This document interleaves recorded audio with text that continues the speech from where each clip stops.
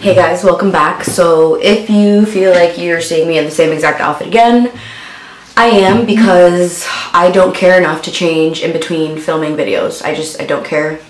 I'm filming 2 videos in the same day. So here we are. For this video, I wanted to talk about 10 really popular beauty products that I do not like. I've never done a video talking about things that I don't like, and I figured, why not talk about things that I don't like? A lot of these are very, very popular viral products that I've tried, and I'm just like, no, like it just doesn't work. So obviously I've tried these products and I've gotten rid of them, so I don't own any of these anymore. All of them I have owned, minus, there's a couple of things that I haven't owned, but I've tried like in Sephora multiple times, and I'm just like, no, it just doesn't work. Just because it doesn't work for me obviously does not mean that it doesn't work for you. These are actually products that a lot of people do like. A lot of these are going to be complexion products, because that's where I feel like, you know, it's either give or take depending on the person, depending on their skin, depending on their texture, depending on their, you know, skin type, all of that. Like, a lot of these things do depend on the person's actual skin. So these are just things that do not work for me for one reason or another, and I'll talk about why I don't like them, and I'll insert like a picture right here of the product. We're going to start this off by talking about a mascara, and it is the Better Than Sex Mascara. And when this mascara came out, literally it was all the rave. Everybody talked about it. People were coming into Sephora from different countries like, oh my god, I need the Too Faced Better Than Sex. Moms were coming in with their daughters like, I don't know, she wants some mascara better than, and you know, it's been all over the place. Everyone loved it. Everyone raved about it. And you know, working for Sephora, we get gratis, and I got the mascara in gratis, and I tried it out, and I knew instantly that I did not like it. It made my lashes extremely clumpy. It was just a messy product, I feel like. And what I did not like about it, usually I can tell throughout the entire day if I'm gonna like a mascara or not. The mascara would flake all underneath my eyes, and it would give me like this shadow of just flakes of black mascara.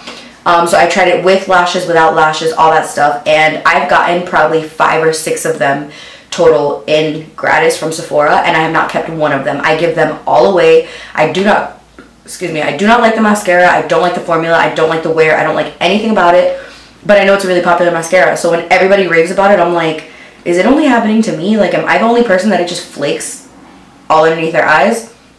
I don't know, but that's the first product that I wanted to talk about, because it's the first thing that came to mind as soon as I started like writing down the things that I don't like. So the second one, this is a huge one. So if you watch YouTube, or if you watch Instagram, or if anything like that, every single, and I'm talking every single YouTuber that I follow anyway, talks about the Hourglass Vanish Stick Foundation. Now, I got that foundation a long time ago in gratis, before it even went on the market, because we get products to try out working at Sephora, so we can recommend things to customers, and you know, things to use on clients if you're doing makeup and all that stuff. So we got the foundation, and when I tried the foundation out, I loved the way that it applied. It applies so smoothly. It blends in like a second. Like, I got the brush and I got the foundation that went with it. And I remember the first time that I tried it out, I wore it to work, and as soon as I got to work, I could already see, like, no, this is not gonna work for me. It made me look like I had texture. It made my skin look bumpy. Mind you, it wasn't that there was texture. It's just the way that it made my skin look. All of the girls that I worked with were like, what foundation are you wearing today? Because, So, you know, I tried it all different methods. I tried it with a sponge, even though you're supposed to use it with a brush. I tried, you know, one tiny little stripe at a time, because you're not supposed to use a lot of it because it's full coverage. I tried setting it with powder, not setting it with powder, using setting spray, not using setting spray. I tried different primers. I figured maybe, you know, the oils in my skin are breaking the foundation up, so let me try a mattifying primer. Then I thought, maybe my skin is too dry for this foundation, let me try a hydrating primer. Every primer that I tried, it did not work with the foundation. It looks so disgusting on my skin, and you know, people say that it lasts a long time on them, but that foundation, like, I would go like this and the foundation would be on my hands. It does not last on the skin, or on my skin whatsoever. The transfer is out of this world, and you know, upon application, it's beautiful. Like, I would blend it and I'd be like, oh my god, it looks like silk, like butter on the face. Walk out of the house, 10 minutes wearing that foundation, and I'm like, I have lines, I have bumps, I have texture. It looks like it's separating all around my nose, all around my mouth. It was just not a good look. So the Vanish Stick Foundation from Hourglass was a no. Next, I want to talk about another foundation. There's going to be a lot of foundation products because that's what I test out the most. The Fenty foundation. So when that foundation launched, when Fenty in general launched, I was working at a, Sephora location, and it was, the intensity that was following this launch was ridiculous. Like, I worked that day, they literally had us for hours in just the section of Fenty because we knew that it was going to be such a crazy launch.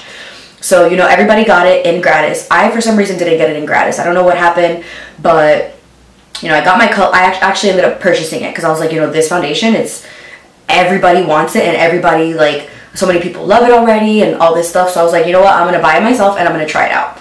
I wore it 2 different times, and as soon as I tried it those 2 different times, I returned it because another foundation that just made my skin look so bad. I mean, I can't blame the foundation because that foundation is geared towards oily skin. It's not meant for dry skin, and I have dry skin. So it's another foundation that when I put it on, the girls that I worked with noticed. Like, when you work at Sephora, you're constantly asking, like, what do you think about this foundation? What do you think about this bronzer? Do you see a difference in my, eyeshadow? Like, you're always asking the girls that you work with or the guys that you work with how something looks because, you want to see how someone else, sees the foundation, especially people that see you every single day. It was a foundation that girls, again, were like, it doesn't work for you. And I'm like, oh my god, I know, like, why doesn't this foundation work for me? I tried it with different primers, different setting sprays, powders, no powders, all of that. And then I was also the shade 300, and it just made my skin look so orange. And for a foundation that they came out with 40 shades, I don't know why the more tan shades, like once you start getting from the tan to the deep, they start pulling orange. Like, just because we're tan doesn't mean that we're orange. Like, I don't know. It was very strange, but it's just a foundation that did not work for me. Anytime I look at it, I'm just like, it sucks, but it just doesn't work for me. It just does not work for me, and I just don't like it. So another product I want to talk about is from Anastasia, and I like a lot of Anastasia's products. There's not one that I, specifically don't like. And for this specific product, it has nothing to do with the formula because I think the formula is beautiful. It has more to do with the color and the claims about the color. And it's the Amrezy Highlight, and I think that the formula is magic. I think it's so pretty. I think that it's so buttery. It's so smooth. There's no powder. There's no kickback. It looks wet on the skin. I think it's beautiful. However, I do not think that it is for every single skin tone because I am not that dark. Like, I'm tan, but I'm not deep. I'm not dark. I'm not anything like that. And it looks like a noticeable stripe, like a silver. It reflects silver on my face. And it's a really pretty, like, champagne-y gold on lighter skin tones, but on my skin tone and anyone deeper, no, it looks ashy. And it talks about how it's like a universal shade, how everyone can wear it, and I think that that is 100% false unless you like a silver streak on your face. I don't think that it works for every single skin tone, which is why I didn't purchase it. I was gonna buy it for my kit, but I already have so many highlighters in my kit that I'm like, I don't need to get another one for my kit if it's something that I can't even use on all skin tones. So Amrezy highlighter didn't work. Next, I have a skincare product, and this is another product that is raved about so much on social media, and it is the Tatcha Watercream Moisturizer. Now, I don't think that it's bad. I don't think that it's a bad moisturizer. However, it does not hydrate for crap on my skin. Because it's a water-based moisturizer, those types of moisturizers that are like a jelly base are better for oily skin. It's just a fact. I like thick creams. So I had like a little travel size of it because I used my points, my Sephora points, and I got like a 100 point perk. I tried it out, and when I would put it on my face, it just like disappeared. Like, I didn't feel anything. And for my skin, I need like, I want to look like I have grease on my face because I have really dry skin.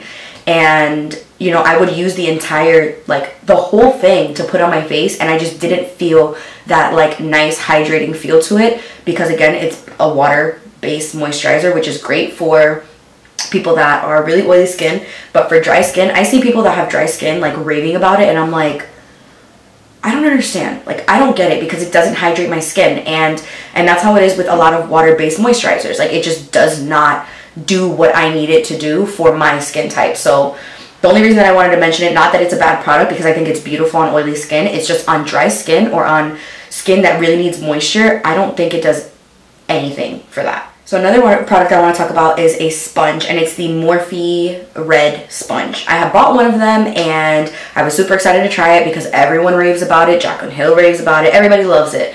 So I bought it, and I honestly did not like it at all.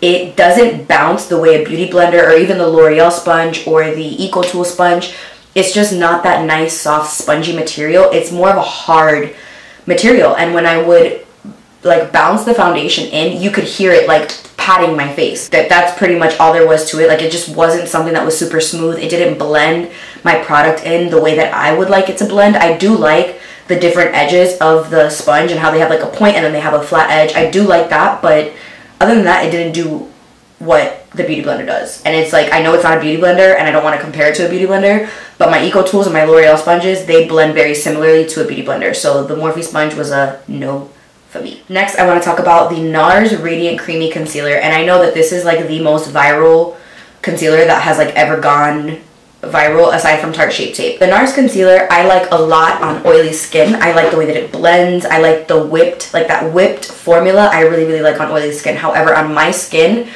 it just takes so long to blend. I did buy one a long time ago. I got it custard because, you know, everybody was custard at one point. I bought that and I just noticed that the formula of it, because it's that whipped sort of formula, it just took forever to blend out. And let's say I did like dots, it would take forever to blend those 3 little dots out. Or let's say you do like a little triangle, it just took forever to blend out the edges. And I don't know if it's because my skin is dry, but I don't think the concealer is radiant and I don't think it's creamy at all. I think that it's matte. It's definitely matte in my opinion, and it's not very creamy. I think creamy, and I think of like the ColourPop No Filter concealer. To me, that's a very creamy formula. I have 2 more foundations to talk about, and I know I'm talking a lot about foundations, but that's something that it's like I feel very passionately about. And one that I want to talk about is the L'Oreal Pro Glow foundation. Now, I love the look of the foundation. I like the coverage of it. I think it's a beautiful foundation. However, the glow is like on 1,000. It is so glowy that I look greasy when I wear it. I feel like mixed in with the Pro Matte, it's probably a perfect combination.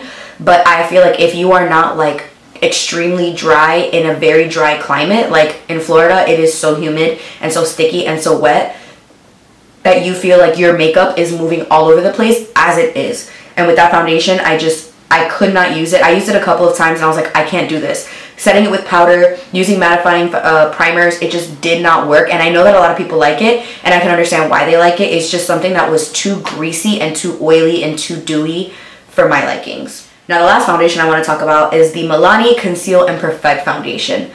I do not like this foundation at all. I don't like the way that it feels. I don't like the way that it blends. I don't like the way that it lays on the skin. I don't like how heavy and thick it is. I just don't like the foundation. I don't like the way that it smells. I don't like anything about it. And it was viral at one point, so of course I bought it. I used it a couple of times and I was like, no, this is not for me. It's too thick. It feels like you have foundation on. It feels like you have a layer of makeup on, and I was just not with it. It is very full coverage, like extremely full coverage, but it was the full coverage that it's like, oh, you have makeup on. Like that type of full coverage, and I'm just not with it. I know a lot of people do like that foundation, and I know it's a very popular foundation, and I guess if you like a very thick, very heavy, very like makeup-y looking foundation, then you would like that, but for me, that's a no.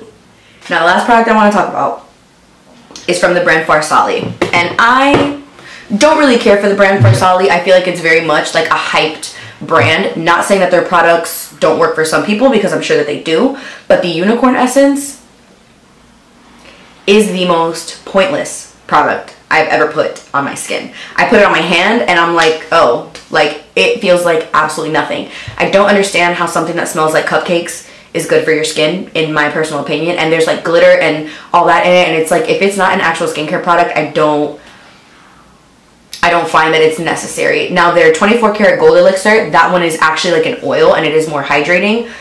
But that Unicorn Essence, I don't know what the rave is about it. Maybe because it was like the first like dropper pink gleamy glittery unicorny product, but I think it is 100% pointless. I don't see the benefit of it whatsoever. I don't think that it primes the skin nicely. I don't think that it hydrates the skin. I don't think that it makes makeup last any longer.